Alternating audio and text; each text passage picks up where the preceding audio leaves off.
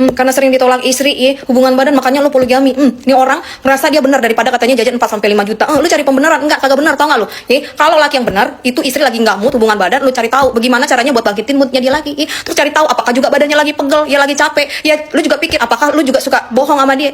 Tentu istri bukan robot, dia manusia punya perasaan, enggak tiba-tiba lu apa lu mau langsung begitu dia ngelayanin lu, yang enggak juga. Makanya kalau laki-laki yang benar itu cari solusi, bukan ganti istri, nambah istri atau poligami. Misalkan ditolak KB, pikirin caranya bagaimana biar moodnya naik lagi, atau mungkin dia lagi kecapean, lo pikir, lo cari solusinya begitu, bukan lo ganti bini lo atau lo tambah bini lagi. Satu aja lo nggak bisa cari solusi kalau bini lo lagi nggak bisa ngelayanin, mungkin karena capek, mungkin karena moodnya lagi nggak baik, ujuk-ujuk lo pengen poligami. Makanya sekali lagi, jangan otaknya kelamin perempuan mulu lo di dalam. Lebih baik 2 istri daripada 100 aspri cari pembenaran lagi. Lo jangan sama-samain sama pria panas sih. Kalau pria panas itu beda sama lo jauh, istri rekening aja udah jauh beda.